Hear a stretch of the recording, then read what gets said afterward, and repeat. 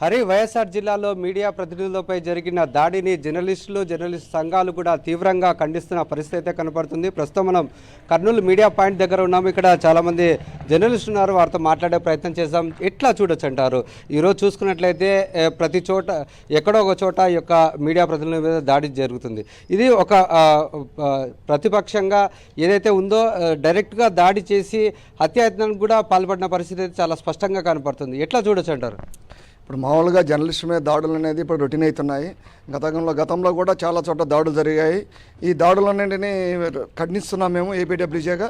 ఈ దాడుల నివారణ కమిటీ ఏమని చెప్పి గతంలో చాలాసార్లు ఏపీడబ్ల్యూజే డిమాండ్ చేస్తున్నా కానీ గత ప్రభుత్వాలు అయితే ఇప్పుడు ప్రభుత్వ పాలకులు అయితే డిమాండ్ చేసినా కానీ పట్టించుకోవట్లేదు. ఈ దాడులను అరికట్టడానికి జర్నలిస్టులకు రక్షణ కమిటీ ఏర్పాటు చేస్తేనే, ప్రత్యేక చట్టం తీసుకొస్తేనే దాడుల నివారణకు అవకాశం ఉంటుందని మేము భావిస్తున్నాం. ఇట్లా ఈ విధంగా అంటే ఏదైతే టీడీపీ నాయకులు ఉన్నారో ఒక గూండాలుగా వ్యవహరిస్తూ ఈ విధంగా దాడికి పాల్పడడం అనేది ఏ విధంగా ఉందంటారు? అంటే దాడులు చేయడం అనేది, జర్నలిస్టుల మీద దాడులు చేయడం అనేది మేము ఖండిస్తున్నాము. ఇది తప్పే.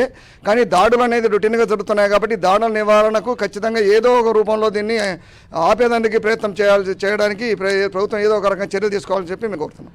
మీరు చెప్పండి, అంటే నీటి సంఘం సంబంధించిన ఈ యొక్క ఎన్నికల కవరేజ్కి వెళ్ళినప్పుడు ఈ విధంగా దాడి చేయడం అనేది సరైనదంటారా? జర్నలిస్టుల మీద పరిపాటిగా కంటిన్యూస్గా ఈ యొక్క దాడులు జరగడాన్ని తీవ్రంగా ఖండిస్తూ ఉన్నాము. నిన్న జరిగిన హైదరాబాద్లో మోహన్ బాబు చేసిన దాడి అయినా, ఈరోజు పులివెందులో జరిగినటువంటి దాడి అయినా, గతంలో జరిగినటువంటి దాడులైనా యాజ్ ఎ జర్నలిస్ట్గా ఉపేక్షించేది లేదు. అలాంటి దాడులు ఎవరు చేసినా, ఏ పార్టీ వాళ్ళకి సంబంధించి వాళ్ళు చేసినా సరే ఈ దాడులను తీవ్రంగా ఖండిస్తున్నాం. మీరు చెప్పాల్సినటువంటి అంశం ఏదైనా ఉంటే, మీరు చెప్పాలనుకునేటువంటి మీకు ఏమైనా అబ్జెక్షన్గా ఉంటే మాత్రం మీరు మీడియా ముఖంగా వచ్చి దాన్ని ఖండించాలే తప్ప దాడి చేయడం అనేది తీవ్రంగా పరిగణించాల్సిన అంశం. ఇప్పటికే ప్రభుత్వం చాలా సందర్భాలు, గత ప్రభుత్వాలు కావచ్చు, ఇప్పుడు ఉన్నటువంటి ప్రభుత్వాలు కావచ్చు, ఏ ప్రభుత్వం కూడా జర్నలిస్టుపై దాడి చేస్తూ ఉన్నా కూడా చూస్తూ ప్రేక్షక పాత్ర వహిస్తున్నాయి తప్ప కేసులు కూడా నమోదు చేయనటువంటి పరిస్థితి ఉంది. దీని మీద తప్పనిసరిగా ప్రభుత్వం స్పందించాలి. దాడులు చేసినటువంటి వాళ్ళ మీద తక్షణం కేసు నమోదు చేసి అరెస్ట్ చేయాలి. మన మహారాష్ట్ర తరహాలో ప్రత్యేక రక్షణ చట్టం తీసుకురావాలి. ఎగ్జాంపుల్ ఏంటంటే, జూడాలు గతంలో అనేకమైనటువంటి ఆందోళన చేశారు. ఆందోళన చేసినటువంటి సందర్భంలోనే దాడులు ఎవరైనా హాస్పిటల్ మీద దాడి చేసినా, లేకపోతే డాక్టర్ మీద దాడి చేసినా వాళ్ళకి బెయిల్ రాకుండా ఉండేలాగా చట్టం తీసుకొచ్చారు. ఎవరు దాడి చేసినా కంపల్సరీగా సీరియస్ ఉంటుంది అనేసి ఆ చట్టం చేసిన నేపథ్యంలోనే డాక్టర్స్ మీద, హాస్పిటల్స్ మీద దాడులు తగ్గాయి. అలాంటిదే జర్నలిస్టులు వాళ్ళ వ్యక్తిగత ప్రయోజనం కోసము ఎక్కడ చేయడం లేదు, లేకుంటే సంస్థ ప్రయోజనం కోసం అయితే ఎవరు చేయరు. జర్నలిస్టు పాత్ర, జర్నలిస్టు సమాజంలో జరిగేటువంటి చెడులను, సమాజంలో జరిగేటువంటి దుర్మార్గాలను, సమాజంలో జరిగేటువంటి అవినీతి అక్రమాలను, సమాజంలో ఉండేటువంటి అంశాలను ఎలుగెత్తి చూపేది మీడియా. అలాంటి మీడియా మీద దాడులు చేయడాన్ని తీవ్రంగా ఖండిస్తున్నాం. ప్రభుత్వాలు తప్పనిసరిగా ఇలా జరిగినప్పుడు మనం చూసిన గతంలో కాకినాడ కానీ, లేకపోతే తూర్పు పశ్చిమ గోదావరి జిల్లాలో ఒక జర్నలిస్ట్ని హత్య చేసినటువంటి పరిస్థితులు ఉన్నాయి. కాబట్టి జర్నలిస్టుల మీద జరిగేటువంటి దాడులను తీవ్రంగా పరిగణించాలి. అలాంటి వారి మీద చట్టపరమైన చర్యలు తీసుకోవాలి. ఎవరైతే గతంలో ఉన్నటువంటి అటాక్ కమిటీస్ ఉన్నాయి, జర్నలిస్టు దాడులు జరిగితే ప్రత్యేకంగా జర్నలిస్ట్ సంఘాలను కలిపి, మరోవైపు పోలీసులు దాంట్లో మెంబర్స్గా ఉండి అటాక్ కమిటీ ఉండే, అలాంటి కమిటీలను యాక్టివేట్ చేయాలి.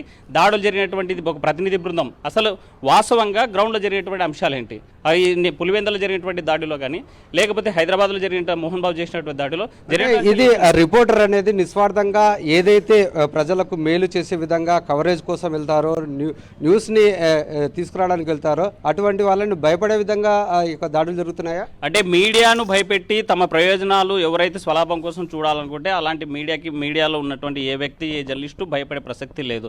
కేవలం కొంతమంది ప్రయోజనాల కోసం, లేకపోతే స్వార్థం కోసం, తమ స్వార్థం కోసం, స్వలాభం కోసం బ్లాక్మెయిల్ చేసినటువంటి జర్నలిస్టు అలాంటి వారు ఉంటే మీరు చట్టపరంగా చర్యలు తీసుకునేదిగా ఫిర్యాదు చేయొచ్చు, కేసు నమోదు చేయొచ్చు. అలా దాడులు చేయడం, ఎవరి మీద దాడి చేసినా మాత్రం తీవ్రంగా ఖండిస్తున్నాం. జర్నలిస్టు ఉపేక్షించేది లేదు. ఇది చూసుకున్నట్లయితే హరి, జర్నలిస్టులంతా ముక్త కంఠంతో చెప్తున్నారు, ఎవరైతే దాడులకు పాల్పడుతున్నారో వాళ్ళని కఠినంగా శిక్షించాలి, కొత్త చట్టాలు తీసుకుని వచ్చి ఈ యొక్క జర్నలిస్టులను కాపాడేందుకు ప్రభుత్వం చర్యలు తీసుకోవాలంటూ జర్నలిస్టులంతా కోరుతున్న పరిస్థితి కనపడుతుంది. హరి, రైట్.